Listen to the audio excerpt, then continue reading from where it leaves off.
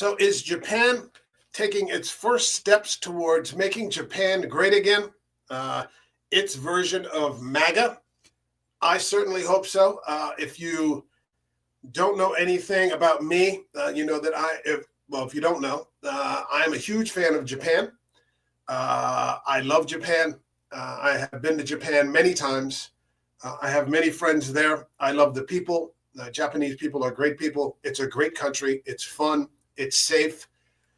They're starting to have a little bit of trouble, a lot of trouble, really, if you ask me, for such a peaceful country filled with just beautiful people in a high trust society, as the last prime minister seems to have inserted the open borders policy that we as Americans are familiar with. But it looks like they may be taking some corrective measures. So let's get right to it. This is from Politico. It says Japan's ruling party elects Sanae Takaichi as new leader, likely to become first female PM. So congratulations, if that is the case. My understanding from what I've seen on X is that she is the female version of Trump. And it says the hardline ultra-conservative and China hawk has said that ensuring the Japan-U.S. alliance is her top diplomatic priority. You could do worse. Yeah, okay. Let's go on. And this is from the AP. So it's from the AP. But this is from Saturday morning. And I've been down for a couple of days with a cold. So I'm just catching up with things. Here we go. Japan's governing party on Saturday elected former Economic Security Minister Sanae Takaichi, a hardline ultra-conservative and China hawk, as its new leader, making her likely to become the country's first female prime minister. In a country that ranks poorly internationally for gender equality, the 64-year-old Takaichi makes history as the first female leader of Japan's long-governing conservative Liberal Democratic Party. Okay, if I could criticize something, it would be don't call your ultra-conservative party the Liberal Democratic Party. That's really confusing. That's almost like I don't know. I would say, no, I'm not going to say that. I'm not going to say that. Too many people say that. Never mind. Takaichi is one of the most conservative members of the male-dominated party. All right. Sounds all right with me. An admirer of former British Prime Minister Margaret Thatcher, Takaichi is a protege of former Japanese Prime Minister Shinzo Abe. Rest in peace, Prime Minister Abe. And his ultra-conservative vision, and a regular at the Yasukuni Shrine, seen as a symbol of Japan's wartime militarism, which could complicate Tokyo's relation with its Asian neighbors. Now, since the war, a lot of Japanese people, Japan has greatly changed. It is probably the least militaristic place I've ever been to. And I've been to a few places. And the young people nowadays all have their hair dyed blonde or whatever, or they sit on trains just reading manga all day, going from place to place, or in coffee bars reading manga. That is the national pastime. It's difficult to find people that are interested, or at least in my experience, that were interested in the more traditional Japanese arts. Takaichi beat agricultural minister Shinjiro Koizumi, the son of popular former Prime Minister Junichiro Koizumi, in a runoff in a vote led by the LDP on Saturday. Takaichi replaces Prime Minister Shigeru Ishiba as the party hopes to regain public support and stay in power after major election losses. She is likely to be Japan's next prime minister because the party remains by far the largest in the lower house, which determines the national leader, and because opposition groups are highly splintered. Now that the LDP has its first female president, its scenery will change a little, Takaichi said, as she tried out the president's chair. Takaichi later said she will immediately work on stemming rising prices. That's always good. While also focusing on diplomatic and security challenges. A parliamentary vote is expected in mid-October. The LDP, which has been criticized by opposition leaders for creating a prolonged political vacuum, said Takaichi needs to hurry because the winter will soon face a diplomatic test. Possible summit with U.S. President Donald Trump, who could demand that Japanese increase its defense spending. I hate to say it, that's the world we live in. And so I don't know. I think Japanese people, like European people, are still very shell shocked and embarrassed, even though they have no reason to be embarrassed by what happened in the 20th century with the world wars. They had 2 atomic bombs dropped on them, and there's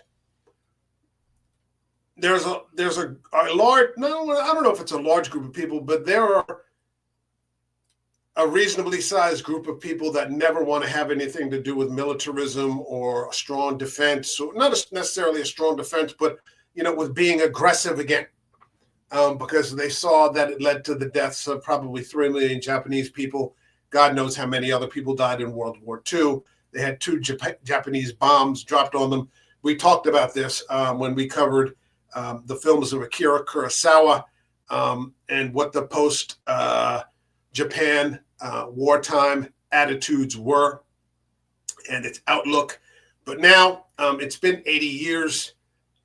They need to start moving on and addressing what's happening in the world around them with their own open borders policy, bringing in people that are just not compatible with Japan and high trust societies, people from the Muslim world that are there to exploit and to hurt people because they can. That needs to stop. So they need a strong leader that will give these people a reinvigoration to their spine. Okay, let's get back to the article. A meeting is reportedly being planned for late October. Trump will travel to the Asia-Pacific Economic Cooperation Summit in South Korea starting October 31st. I'm inclined to think it's going to go well, especially if she becomes the prime minister. I think they're going to see a lot of things eye to eye. I've heard about these tariffs, whatever I guess the agreement was on the tariffs. She'll agree to them. I hope Trump doesn't go too far, but he may do that, with some. I hate to say I'm condescending. I don't mean to sound condescending, but maybe some tough love to get Japan back on its feet a little bit. Takaichi said ensuring the Japan-U.S. alliance is their top diplomatic priority. That sounds fine. It is essential to confirm the reinforcement of the Japan-U.S. alliance, she said. Takaichi stressed the importance of their cooperation through 3-way frameworks that also include regional partners such as South Korea, Australia, and the Philippines, pledging Japan's greater role in achieving a free and open Indo-Pacific. I've seen videos on X now. They've got they're about 10 years behind where we were, I think, in the culture war. Maybe I'll leave it a little bit further back. I think they've already got Japanese Antifa there attacking people in the streets. And because Japan is filled with people who just read manga all day, they don't know. They're completely confounded. Muslims that are coming and Kurds that are coming over that are raping again. 12-year-old Japanese girls, 14-year-old Japanese girls. They're not prepared to deal. It's like watching what's going on in Europe right now. They're just totally unprepared to deal with what's happening in their country. And I'm glad this is happening now. I really do hope that this woman is a student of Abe and Margaret Thatcher, and that she could start to reinvigorate some pride back in Japan. I like to read manga too, but I mean, I've got some right back here. If you're not, if you can see back there, but yeah, you need to have security inside your cities, on your streets. Your women need to be safe. Japan is one of those places where a woman can walk at 2:00 in the morning. For the most part now, like I said, they're having problems, but she could walk at 2:00 in the morning home from a bar without the slightest issue. Never going to be a problem. You might find some other drunk Japanese guy passed out in the street, probably some business guy who just, blew off too much steam, because they do that. They're kind of tightly wound that way. And I've seen it a few times myself at the train station. There'll be some drunk businessman like passed out under the benches, just went too far. But, when they cut loose, they go absolutely berserk, like screaming berserk. It's really funny to watch, but not in an aggressive way, not in a physically violent way, or anything like that. She said she respects all tariffs and investment agreements struck between Tokyo and Washington under the Ishiba government. Yeah, that works out fine. There's no point in reinventing all that or having to, what's agreed upon is agreed upon. Let's just start off from today and get it going. Faces major domestic challenges, though. The LDP, whose consecutive losses in parliamentary elections in the last year have left it in the minority in both houses, needs its new leader to quickly bring back voter confidence and stability and to address challenges in and outside Japan. Takaichi will also need cooperation from key opposition groups to implement her party's policies. Ishiba, who achieved a 15% tariff deal with Washington and put Japan's ties with South Korea and other Asian countries on track during his one-year stint, said, quote, I hope the LDP will band together under new party president Takaichi to serve the country and the people as well as the world and for the new era. Ishiba, a centrist known as archival of Abe, was virtually forced into resigning by ultra-conservative wings in the party. 5 candidates, 2 currently serving and 3 former ministers, vied for the LDP presidency. Saturday's vote only involved 295 LDP parliamentarians and about 1 million dues-paying members. It only reflected 1% of the Japanese public. The LDP's choice of Takaichi instead of the more centrist to liberal Koizumi apparently underscores the party's hope to win back conservative voters who supported emerging far-right groups such as Sansito in the July parliamentary election. But the LDP also needs help from the opposition, which it has long neglected. The party will likely look to expand its current coalition with the moderate centrist Koimeto, with at least one of the key opposition parties, which are now centrist. My understanding I read from another article is that, Koimeto might drop out, and, in which case they're going to need to find another partner, or this woman might have to, Takaichi, she might have to bring some of her positions to the center. We'll see how it plays out. Takaichi, like other candidates, called herself, quote, a moderate conservative. A moderate conservative nowadays in this world somehow is a far-right fascist.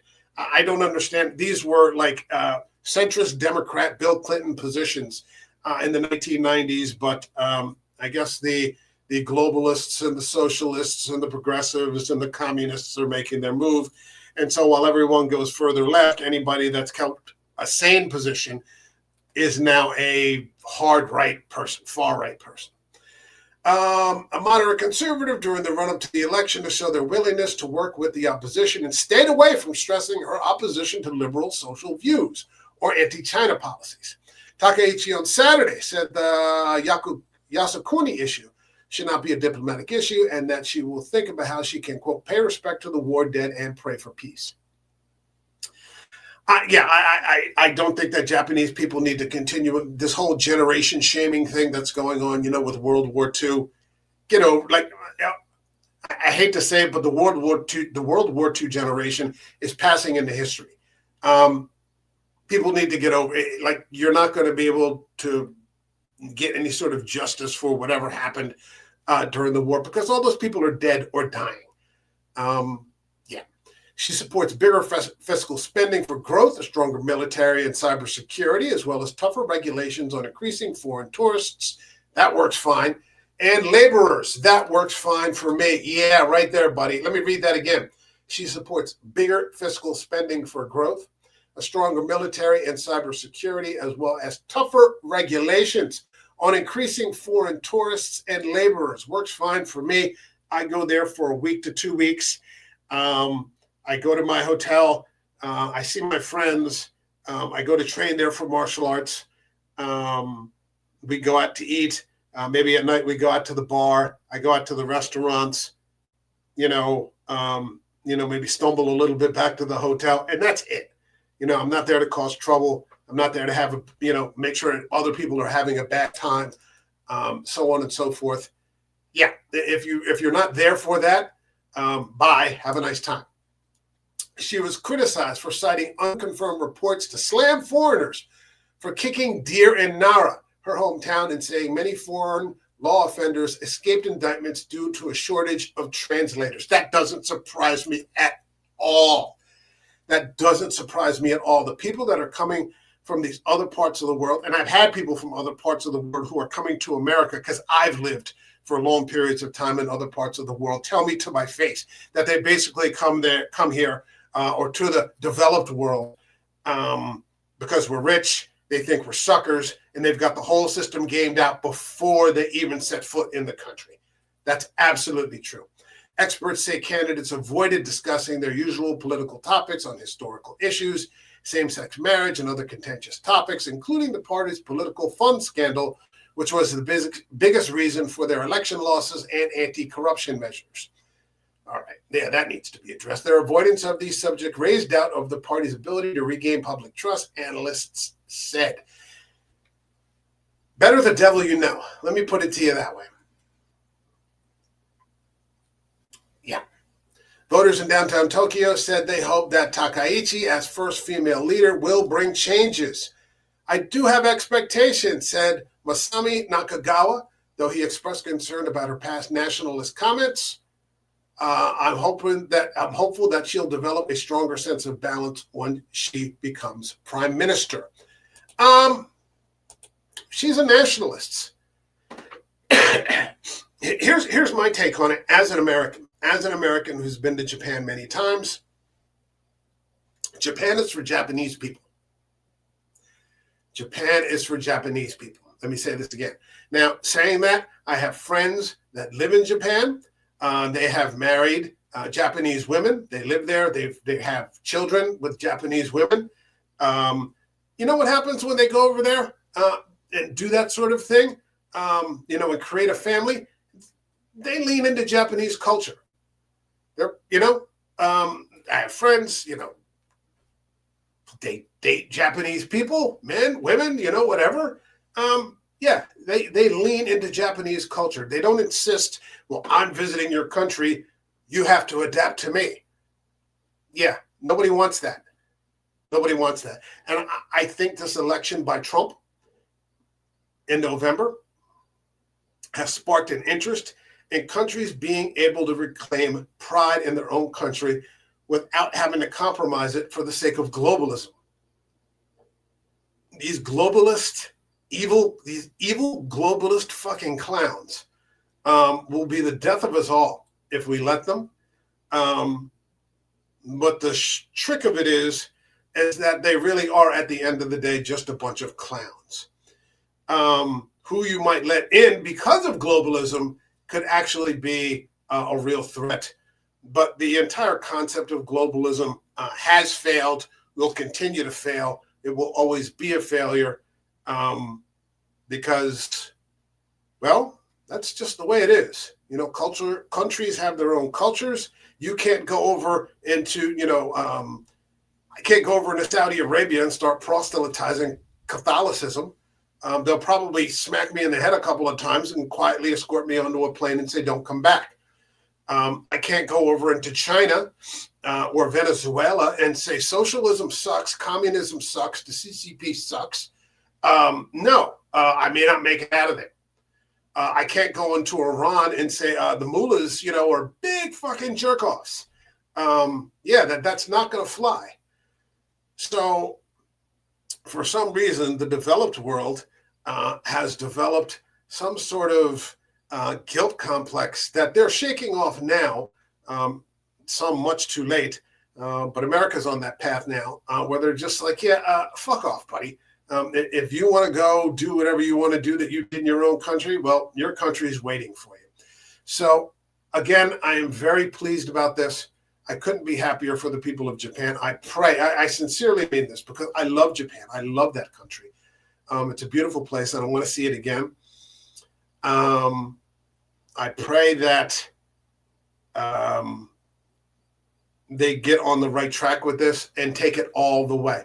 If I see a Japan with a stronger defense, I have no problem with it. If I see Japan with 100% or as close to 100% safe streets, whatever it takes, I'm 100% for it. If I see them with tighter immigration policies and worker visas against people who come over here deliberately to be shitheads from specific parts of the world, got my vote. All right, that's my video. I may be doing occasionally more videos like this. Every once in a while, we'll be talking about films. And the Halloween season's coming up, so we're going to be talking about ghost stories and haunted houses. But, you know, we don't live in a vacuum. There's a real world out there, and you should be paying attention to what's in it.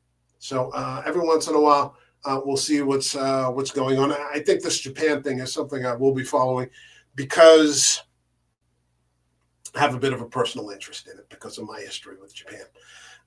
If I'm really crazy, maybe I'll actually get into Israel, Gaza, because I have a personal stake in that. That's another country that I just absolutely love. I love Israel. It's a great place. I've been there several times. I have a lot of Israeli friends, so on and so forth. So, yeah, we'll see you in the next video. And, yeah, fuck the globalists. All right, take care, everyone. God bless you.